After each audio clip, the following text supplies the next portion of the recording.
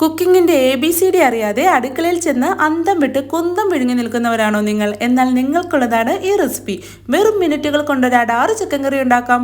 അതിനായി ഒരു പാനിലേക്ക് 3 ടേബിൾ സ്പൂൺ എണ്ണ ഒഴിച്ച് എണ്ണ ഒന്ന് ചൂടായി കഴിഞ്ഞ തീ സിമ്മിലേക്ക് മാറ്റി 1.5 ടേബിൾ സ്പൂൺ കാശ്മീരി മുളക് പൊടി, 1.5 ടേബിൾ സ്പൂൺ മല്ലിപ്പൊടി, 1 ടീസ്പൂൺ മഞ്ഞൾപ്പൊടി.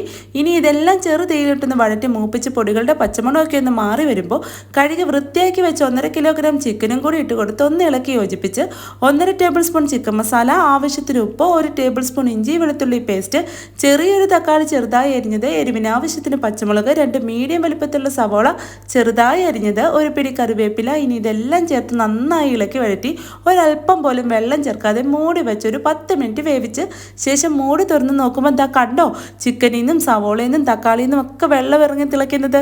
ഇനി ഒന്നുകൂടെ നന്നായി ഒന്ന് ഇളക്കി കൊടുത്ത് മീഡിയം ഫ്ലെയിമിൽ മൂടി വെച്ചൊരു 10 മിനിറ്റോടെ കുക്ക് ചെയ്ത് മൂടി തുറന്ന് നോക്കിയാൽ ദാ നമ്മുടെ അടിപൊളി അടാറ് ചിക്കൻ കറി റെഡി. അപ്പോൾ എല്ലാവരും ഒന്ന് ട്രൈ ചെയ്ത് നോക്കുക. ഇതേപോലുള്ള ഈസി ആൻഡ് ടേസ്റ്റി റെസിപ്പീസിന് ഈ പേജ് ഫോളോ ചെയ്യാനും ലൈക്ക് ചെയ്യാനും മറക്കല്ലേ. ഇത്തരം ഈസി ആൻഡ് ടേസ്റ്റി റെസിപ്പീസുമായി നമുക്ക് വീണ്ടും കാണാം. Okay, by.